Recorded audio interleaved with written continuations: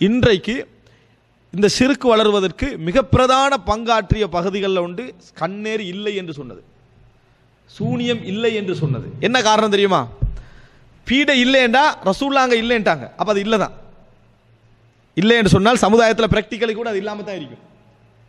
அதே போல் சகுனம் இல்லை என்று சொல்லிட்டாங்கன்னா ப்ராக்டிக்கல் இருக்கும், அது உண்மையிலே இல்லை ரசூல்லாங்க, அதனால தான் இல்லைன்றாங்க. குறிபார்த்தல் அதில் எந்த உண்மையும் இல்லை, அப்போ அது சமூக ரீதியாகவும் அது இல்லை தான்.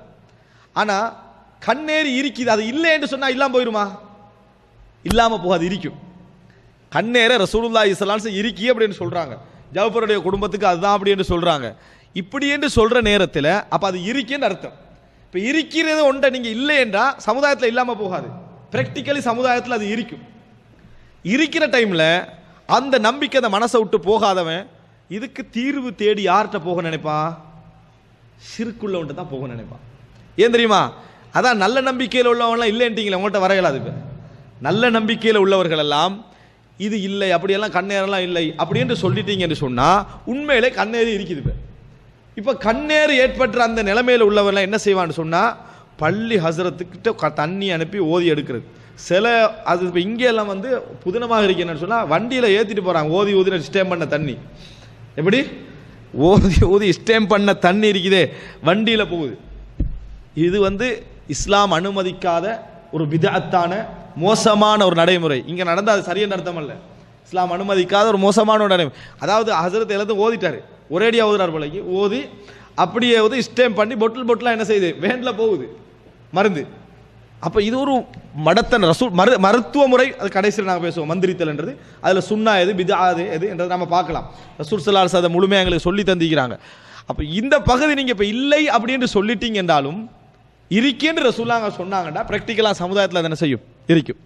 அன்புள்ள சகோதரர்களே, இது நான் சமுதாய அனுபவ ரீதியாக சொல்வதாக இருந்தால், ஒரு சகோதரருடைய வீட்டுக்கு நாங்கள் என்ன செய்கிறோம், போகிறோம்.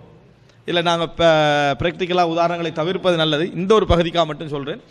ஒரு சகோதரர் வீட்டுக்கு போகிறோம், அவர் ஒரு மார்க் அறிஞர்.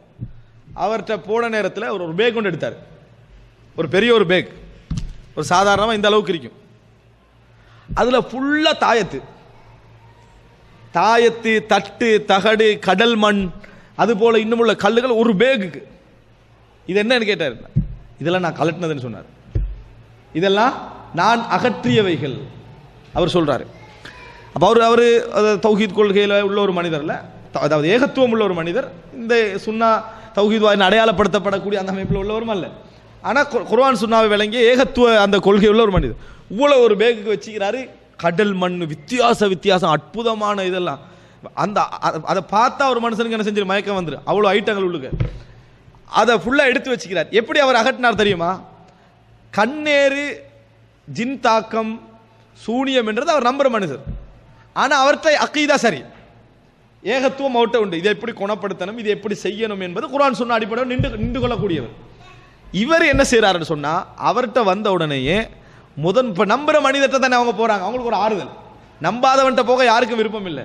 கேன்சரண்டே ஒன்று இல்லைன்னு ஒரு டாக்டர் சொல்கிறார் வாட்ஸ்அப் மெசேஜை பார்த்து, சரியா?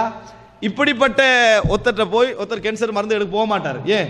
அந்த ஆளே இல்லைன்றார், நீ போனால் மருந்தா தரப்போறாரு இல்லை. இப்போ இவர் முழுமையாக நம்பக்கூடிய ஒருத்தர், இவர் முழுமையாகவே நம்பக்கூடிய ஒருவர். அப்போ அதனால் அவர்கிட்ட போன உடனே அவர் முதலாக சொல்கிறாரு, நீங்கள் உங்களுக்கு குணமாக வேண்டும் என்பதும் குணமாகாதும் இரண்டாவது, உங்களோட மறுமை வாழ்க்கை உங்களுக்கு ஃபர்ஸ்ட். இந்த நம்பிக்கை அவர் முதலாக ஊட்டுறார். ஒரு முஃமினுக்கு மறுமை வாழ்க்கை ஃபர்ஸ்ட். வலா தமூதுன்ன இல்லா வ அன்தும் முஸ்லிமூன், முஸ்லீம்களாக அன்று நீங்கள் மரணிக்க வேண்டாம் என்று குர்ஆன் சொல்கிறது. நோய் இந்த மாதிரி தான் வரணும்ன்றது உங்களுக்கு இல்லை என்று, நோய் எத்தனை நோய் இருக்குது உலகத்தில், எப்படியெல்லாம் மனிதன் பாதிக்கப்படுறான், எப்படி கவலையோடு இருக்கிறான், அதெல்லாம் சொல்லி காட்டுறான். சொல்லி காட்டி, எனவே முதலாவது உங்களோட அக்கீதா சரியாக இருக்கணும் என்ற பகுதியெல்லாம் சொல்லி, இதை நீங்கள் கலட்டினால்தான் எனக்கு இது சம்பந்தமாக பேசலாம், உங்கள்கிட்ட ஏற்பட்ட கண்ணீர் சம்பந்தமாக இதை பேசலாம். இதை வச்சுக்கணும். நீங்கள் எவ்வளோ மருந்து செஞ்சாலும் உங்களுக்கு அது இந்த உலகத்துக்கு தான் பிரயோசனமே தவிர மறுமைக்கு என்னது பிரயோசனமே? நம்பிக்கையை ஒரு தடவைக்கு 2 தடவைக்கு 3 தடவைக்கு 4 தடவைக்கு என்ன செய்வார், எத்தனை முறை வர வலியுறுத்துறார். வலியுறுத்தி முதலாவது அதை எடுத்துடுறார். ஏன்னா இப்போ எப்படியாவது ட்ரீட்மெண்ட் பண்ண வேண்டிய எதுவும் செய்ய ரெடியாக இருப்பேன் தான், எடுத்துட்டாச்சு. எடுத்த பின்னால் ரசூல் ஸல்லல்லாஹு அலைஹி வஸல்லம் அவர்கள் இந்த மாதிரி கண்ணீர் சம்பந்தமாக சொன்ன ஹதீஸ்கள், குர்ஆன் வசனங்கள், சூனியம் சம்பந்தமாக வரக்கூடிய செய்திகள், இதெல்லாம் சொல்லி ஒரு மனிதன் நினைத்த மாத்திரத்தில் நினைச்சதை என்ன செய்யலாது, செய்துவிட முடியாது. அல்லாஹ்வுடைய நாட்டம் தான் ஃபர்ஸ்ட். கண்ணேறு என்று சொல்றது சும்மா இப்படி ஒரு வீட்டை அழிக்கணும் இப்படி கண்ணை பற்றிட்டு வந்து அந்த வீடு அழிஞ்சு போகிறதல்ல. ஏன் அப்படின்னு சொன்னால் தானே இந்த வீட்டில் எவன் இந்த வீடு நிற்காதே, எல்லாரும் எல்லா வீட்டில் போய் கண்ணை பற்றிப்பாங்க, எல்லாம் முடிச்சிடும். அந்த மாதிரி ஒரு நம்பிக்கை அல்ல. அல்லாஹ் நாடணும், அல்லாஹு தாலா நாடணும். இறைவனுடைய நாட்டத்தை மனசில் என்ன செய்கிறாரு, தர்த்தீபை சொன்னார், பதிய வைக்கிறார். பதிய வச்ச பின்னால துஆக்கள், அவுது பி கலிமாத்தில்லாஹி தாம்மாத்தி மின் ஷர்ரி மா ஹலக், அவர்கள் வழங்கப்படுத்துகிற நேரத்தில் எங்களுக்கே சில என்னது ஒரு இதொண்டு வழங்க. ஏன்னா பி கலிமாத்தில்லாஹி தாம்மாத்து நம்ம அல்லாஹ்வுடைய வார்த்தைன்னு முடிச்சிடுறோம். ஆனால் கலிமாத்துல்லாஹி தாம்மான என்ன, அந்த பகுதிகளெல்லாம் ஆழமாக பதிய வச்ச பின்னால இப்போ உங்களை உடல்ல நோய்கள் ஏதாவது இந்த நம்பிக்கையை ஏற்படுத்திட்டு உடல்களில் நோய்களாக இருந்தால் நீங்கள் ஒரு டாக்டர் தான் என்ன செய்யணும். நான் அந்த துறையில் உள்ளவன் அல்ல. இதில் நீங்கள் இந்த துஆக்கள் இப்படி இப்படி இருக்கணும் என்ற பகுதிக்கு தான் நான் இருக்கிறேன் என்றது அவருக்கு ஃபஸ்ட்டுக்கு சொன்னால் கேட்க மாட்டார். அதனால் கடைசி வரைக்கும் இருந்து இதை சொல்லி என்ன செய்கிறாங்க, அனுப்பி வைக்கிறாங்க.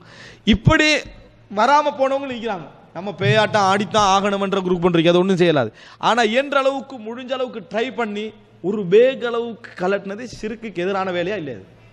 இவ்வளவு அகன்று வாரதண்டா இது யார்கிட்ட வருவான் தெரியுமா, ரசூல்லாங்க எதை இருக்கேன்னு சொன்னாங்களோ அது இருக்க நீங்கள் ஏற்றுக்கண்டா தான் என்ன செய்யும், அது நடக்கும். அதனால தான் சிறுக்கொழியும். இப்போ என்ன நடக்குதுன்னு சொன்னால் தெளிவாக நீங்கள் புரிந்து கொள்ளலாம்.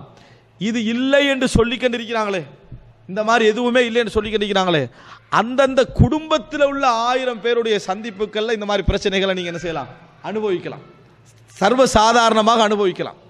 அவங்க அப்படி நம்புகிறாங்க. ஏதாவது ஒன்று நடந்த உடனே ஒரு சகோதரர் போய் ஆக்சிடென்ட் ஆகி அவருடைய மனைவிக்கு சின்ன ஒரு வலி, சாதாரண நோய் வழியில் வேறு மாதிரி வலி, அது பார்த்தா கொஞ்சம் வித்தியாசம், பயங்கரமான ஒரு வலி ஒன்று ஏற்பட்டு கழுத்து ஆகின மாதிரி வித்தியாசமான வலி வந்தோடனே டக்குன்னு அவங்களுக்கும் எப்போ ஞாபகம் வருது, இது இந்த சூனியம் கேஸ் தான் போலைக்கே இல்லைன்னு சொல்கிறவங்க, அவங்க அதை பற்றி நம்பிக்கையே இல்லை.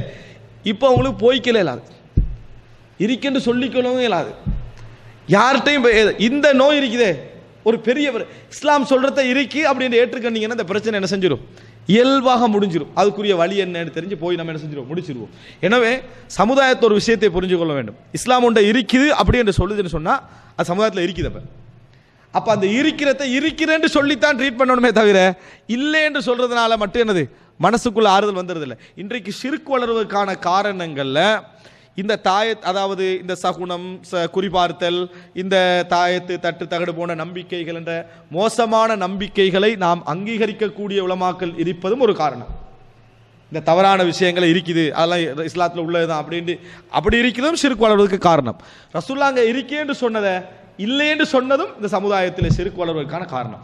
இப்போ இந்த நபர் இல்லை என்று சொன்னார், இப்படி போய் இந்த மாதிரியான வழிகாட்ட சொல்லக்கூடிய நபர் இல்லைன்னா அவங்க நேர யார்கிட்ட போகிறாங்கடா, முஸ்லீம்களில் யார் இந்த ஷிர்க் வைக்கக்கூடிய வேலை செய்கிறாங்களோ அவங்கள்ட்ட போயிடுறாங்க. அவங்களும் இல்லை என்று சொன்னால் நேர தமிழர்கள், இந்துக்கள், அதே போல் பௌத்தர்கள், மத குருமார்கள் இருக்கிறாங்களே அவங்கள்ட்ட போயிடுறாங்க தைரியமாக. பெண்கள் ஆண்களோட வித்தியாசம் இல்லாமல் என்ன செஞ்சிடறாங்க, போயிடுறாங்க. இப்போ இஸ்லாமிய சமுதாயத்தில் இப்படி ஆன்மீக நோய்கள் என்று சொல்கிறாங்க, அந்த வார்த்தை பிரயோகம் சரியோ பெரியோ தெரியாது. அந்த நம்பிக்கை உள்ளவர்களாக இருந்தாலும் சரி, எங்களுக்கு இஸ்லாமிய அடிப்படையில் நாங்கள் அதுக்குரிய தீர்வு இஸ்லாம் எங்களுக்கு என்ன செஞ்சு சொல்லிருக்கு.